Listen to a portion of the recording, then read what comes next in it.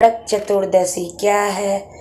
पौराणिक कथा के अनुसार आज के दिन ही भगवान श्री कृष्ण ने अत्याचारी और दुराचारी नरकासुर का वध किया था और 16,100 कन्याओं को नरकासुर के बंदी गृह से मुक्त कर उन्हें सम्मान प्रदान किया था। इस उपलक्ष्य में दियों की बारात सजाई जाती है।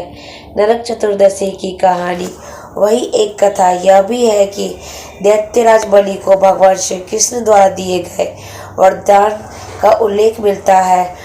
मान्यता है कि भगवान विष्णु ने वामन अवतार के समय त्रयोदशी के से अमावस्या की अवधि के बीच दैत्यराज बलि के 4 राज्य को 3 पग में नाप लिया था। राजा बलि जो कि परम दानी थे, उन्होंने यह देखकर अपना मस्तक राज्य भगवान वामन को दान कर दिया था। इसके बाद भगवान वामन ने बलि से वरदान मांगने को कहा। दैत्यराज बलि ने कहा कि हे प्रभु, त्रयोदशी से अमावस्या की अवधि में इन 3 दिनों में हर वर्ष मेरा राज्य रहना चाहिए। इस दौरान जो मनुष्य मेरे राज्य में दिवाली मनाए उसके घर में लक्ष्मी का वास हो और चतुर्दशी के दिन नरक के दियों का दान करे, उनके सभी पितर नरक में न रहे और न उन्हें यमराज का यातना मिले।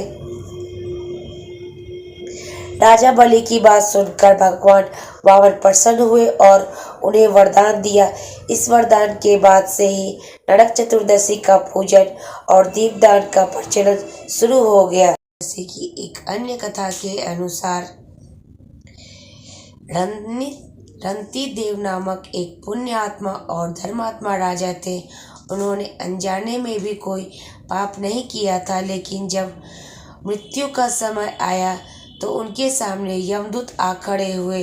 यमदूत को सामने देख राजा अचंभित हुए और बोले, मैंने तो कभी कोई पाप कर्म नहीं किया, फिर आप लोग मुझे लेने क्यों आए हो? क्योंकि यहाँ आने का मतलब है कि मुझे नरक जाना होगा। आप कृपया कर मुझे बताएं कि मेरे किस अपराध के कारण मुझे नरक जाना पड़ रहा है।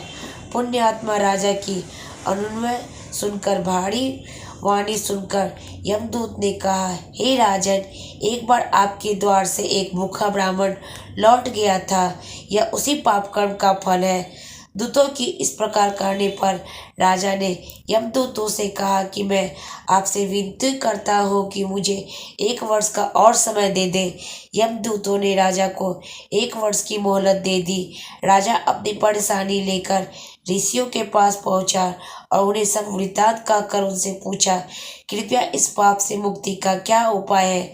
ऋषि बोले, हे राजन, आप कार्तिक मास की कृष्ण पक्ष की चतुर्दशी का व्रत करें और ब्राह्मणों को भोजन करवाकर उनके प्रति हुए अपने अपराधों के लिए क्षमा याचना करें। राजा ने वैसा ही किया जैसा ऋषियों ने उन्हें बताया। इस प्रकार राजा पाप मुक्त हुए और उन्हें विष्णु लोक में स्थान प्राप्त हुआ। इस दिन से पाप और नरक से मुक्ति हेतु भूलोक में कार्तिक चतुर्दशी के दिन का व्रत प्रचलित है। इस दिन सूर्योदय से पहले उठकर तेल लगाकर और पानी में चिरचिरी के पत्ते डालकर स्नान करने का बड़ा महात्मा है।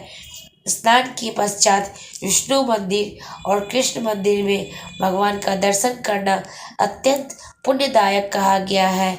इससे पाप कटता है और रूप सौंदर्य की प्राप्ति होती है। नरक चतुर्दशी के दिन प्रातःकाल सूर्य उदय से पहले स्नान करने का महत्व है। इस दौरान तिल के तेल से शरीर की मालिश करनी चाहिए। इसके बाद अपमारक यानी चिरचिरा औषधीय पौधा होता है को सिर से ऊपर से चारों ओर घुमाएं। नरक चतुर्दशी के पहले कार्तिक कृष्ण पक्ष की अहोई अष्टमी के दिन 1 लोटे में पानी भरकर रखा जाता है। नरक चतुर्दशी के दिन इस लोटे को जल नहाने के पानी में मिलाकर स्नान करने की परंपरा है। मान्यता है कि ऐसा करने से नरक के भय से मुक्ति मिलती है। स्नान के बाद दक्षिण दिशा की ओर हाथ जोड़कर यमराज से प्रार्थना करें। ऐसा करने से मनुष्य द्वारा वर्ष भर किए गए पापों का नाश होता है। इस दिन यमराज के निमित्त तेल का दिया घर के मुख्य द्वार के बाहर की ओर लगाएं। नरक चतुर्दशी के दिन शाम के समय सभी देवताओं के पूजन के बाद तेल के दीपक जलाकर घर की चौखट के दोनों ओर, घर के बाहर व कार्यस्थल के प्रवेश द्वार पर रख दें। मान्यता है कि ऐसा करने से लक्ष्मी जी सदैव घर में निवास करती है। नरक चतुर्दशी को रूप चतुर्दशी या रूप चौदस भी कहते हैं। इसीलिए रूप चतुर्दशी के दिन भगवान श्री कृष्ण की पूजा करनी चाहिए। ऐसा करने से सौंदर्य की प्राप्ति होती है। इस दिन निषिद्ध काल आधी रात के समय में घर से बेकार के सामान फेंक देने चाहिए। इस परंपरा को दारिद्र्य निवारण कहा जाता है।